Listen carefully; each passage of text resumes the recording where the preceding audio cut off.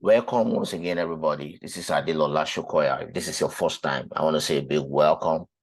I'm so excited to share with you, like we normally do on this channel, like our normal. I mean, for those that have been, have been around, they they know what I'm talking about.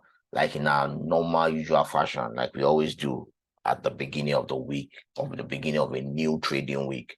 We look at the market together. Last week, we didn't have this arrangement last week. What we had last week was we had a live market analysis. I remember we have quite a number of people on that live analysis. So I just felt we should bring this back again because I have some couple of people that sent me a mail asking that, probably they prefer this, so so myself and my team, we've not decided, which we are going to stick with, but because we've been doing this for a while, the one that is not a live, market analysis. So I just felt, okay, let me do this once again. I trust before the end of the week we'll decide which way we'll be going forward. So I haven't said that. So this week we're going to be looking at the XY like we always do, like I always say.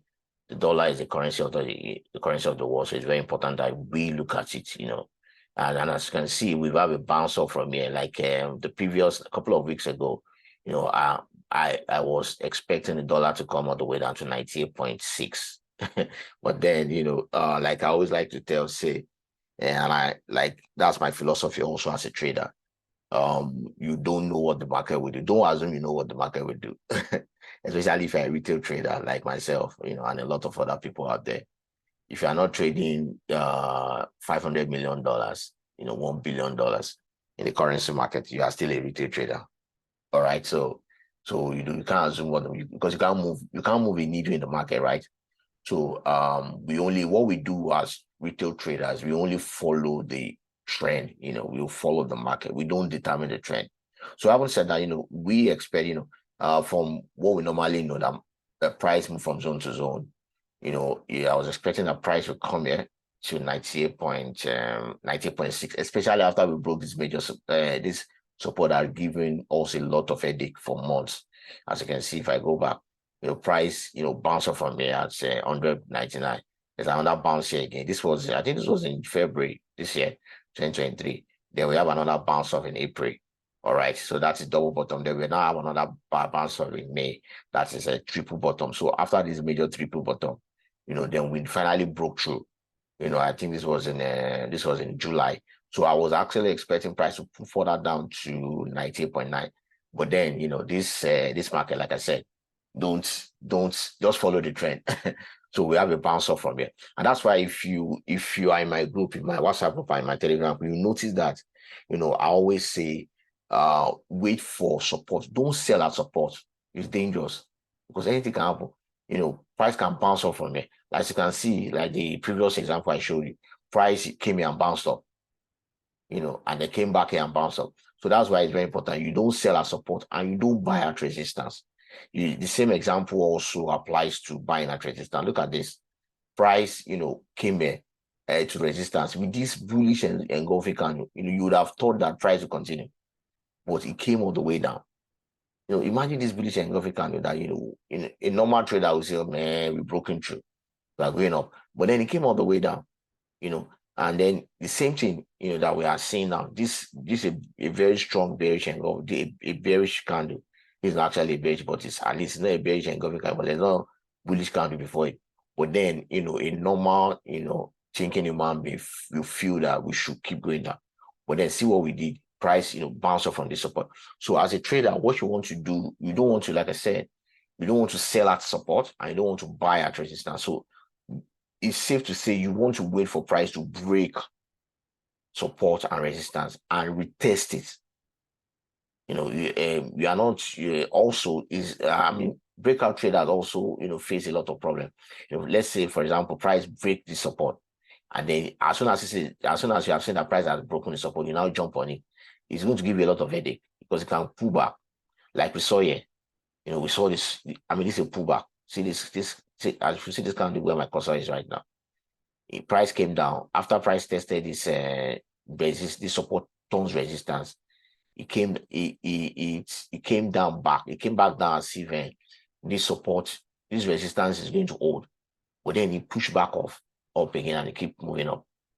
So that's why you want to wait for price to not only break support, you want to also wait for it to retest and close is below that support before you start selling. The same thing applies for resistance. All right. So having said that, let's move on. So also if you look at gold also I think this last week, because right now I'm on the weekly time frame, we broke the support. This support, I'll be sincere, I was actually in a buy in gold on this. Let me go to the daily time frame. I think I took a buy. I think that trade knocked me out at a little loss, a stop loss. It was already, and I was already in a very strong, decisive amount of. Okay, I was in a buy around there. This is where I'm looking for. Around that, this was yes, this was in this was on the 4th of August. You know, after this candle, so I took a buy after a little pullback around this area, and then I was holding that buy. I was expecting price to come all the way here. You know, I held that buy until the trade came against me, and I came out at a minor loss. You know, so because after this candle, I expect price to keep pushing up. Well, but then dollar became stronger, and then we have a pullback. So going forward for gold also, are we, be waiting? Like I said, don't sell at the support, please. Whatever you do, don't sell yet. All right. We know gold looks like it's bearish, and gold, for what gold is, gold can be very erratic. So you want to wait also for you to see proper. So for explanation's sake, this is what I'm explaining. You want price to break support, all right, test it, and then continue that trend. All right. There are two ways you can trade this, depending on how aggressive you can be. You want to enter price. You want to enter your sell either at the test of this support, and your resistance will be above this support, above this resistance, pardon me. This resistance that will turn support. That means if you have a breakout. So you want to put your stop loss above this resistance. All right, and allow price to move further down. That's one aggressive way of trading. Another way of trading, which is very safe, when you have a scenario like this, is to have your counter trend line drawn like this. All right, so you enter your sell at the break of this counter trend line. Okay, that's a better way to trade it, because there are ways, especially for a currency as erratic as gold. Price can pull back, even price can break, into this support, this resistance turn support, this support turns resistance, pardon me, and push for that inside. So to play safe, you actually want, like I said, as a retail trader, you can't move a needle in the market, so you actually want to follow the trend. And in following the trend, you also want the trend to come to you before you jump on the trend, right? It's like a river. You want to jump in. Okay, you don't want to swim against a flowing river. You want the river to carry you. All right. So that's that about that. So let's look at what Bitcoin is doing. For Bitcoin, like my bias, since early this year, my bias for Bitcoin has always been bullish. And like I said, I've said so many times on this channel, I don't trade Bitcoin daily. I don't do daily trading with Bitcoin. What I do is I do DCA. I see what's on Bitcoin yesterday. And for those of you that doesn't even know, I actually have an exchange website. We are rebranding that website. So as soon as we rebrand it, I'll be dropping on the new website. Okay. Yeah, known as the swiftycurrency.com. You can go there, swiftycurrency.com, but we are in the process of rebranding it. So I would say that. So what I'm actually doing right now is with Bitcoin, I'm doing a lot of DCA, dollar cost averaging. I wait for price to pull back, just buy small, $100, $200, 1,000, depending on how much I made in a trade. Sometimes 2,000, 5,000. I'll just put it there.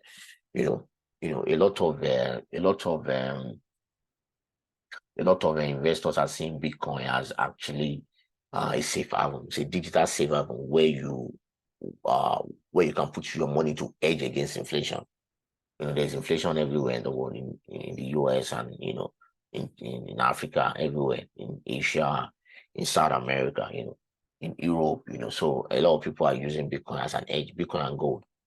So I would say that I'm still super bullish on Bitcoin, but right now we are actually seeing Bitcoin pull back.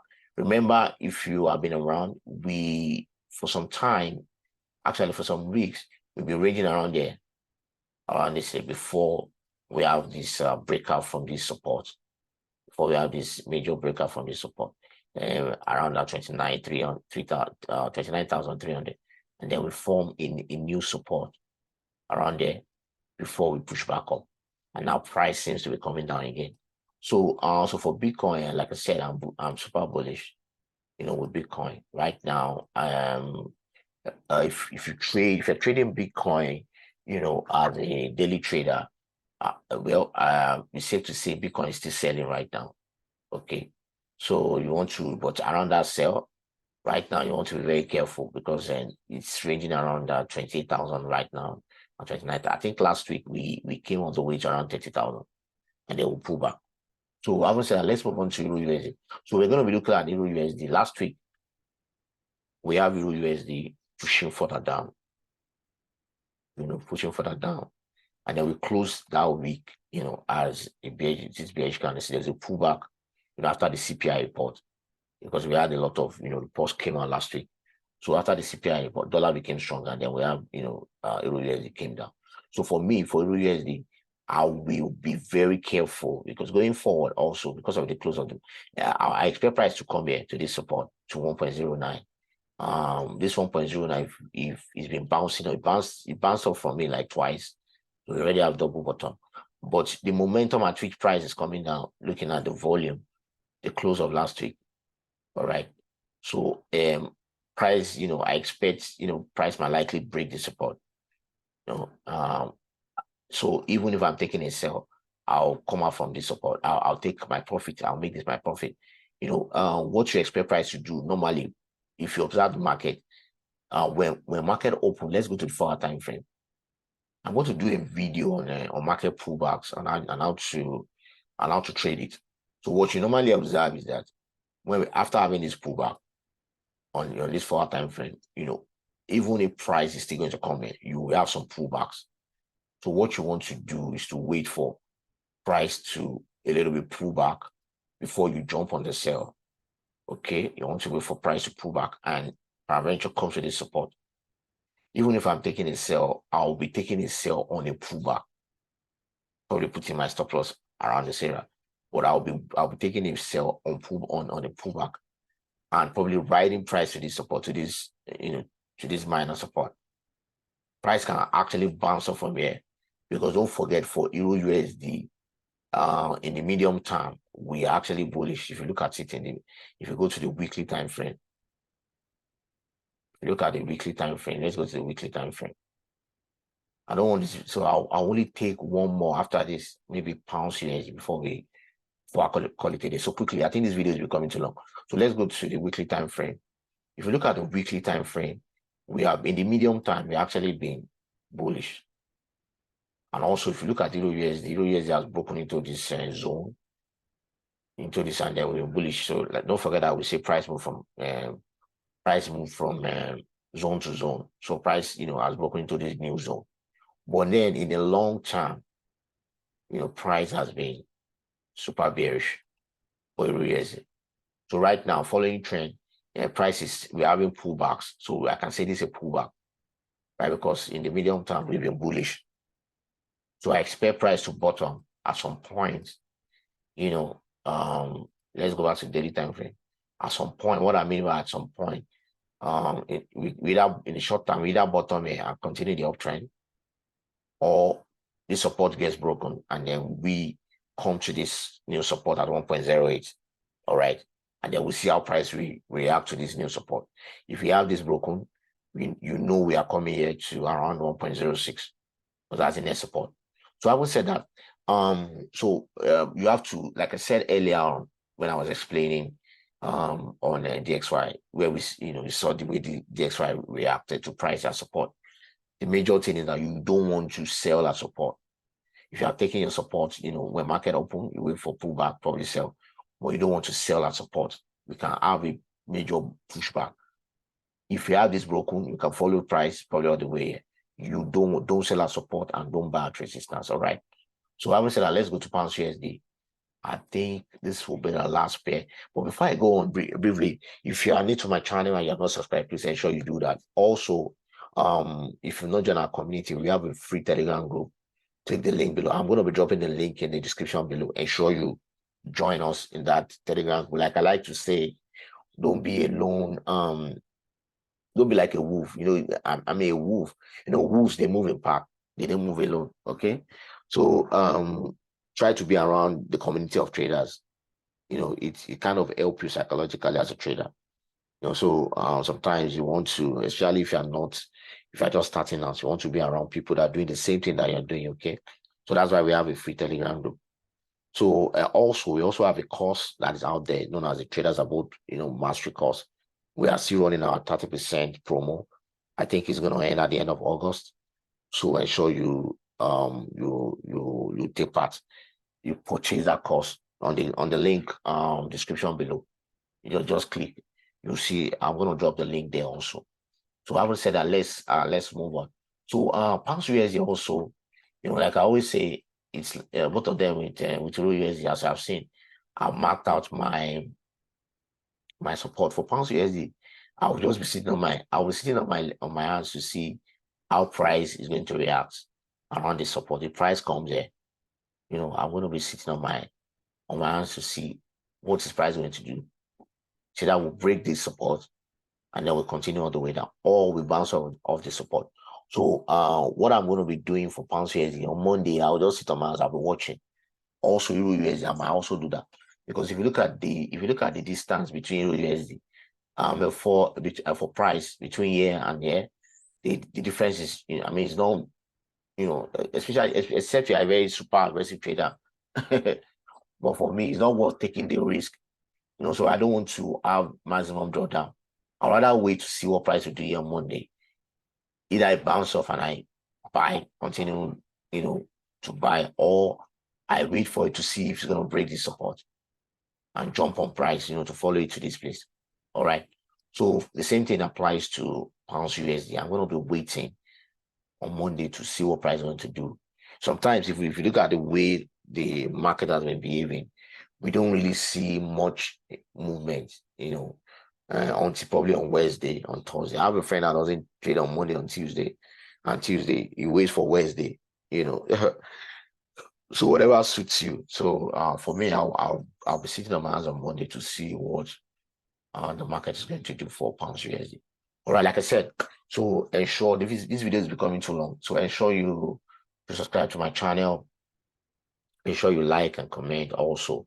So have a beautiful trading week. I'll be seeing you next week. Thank you.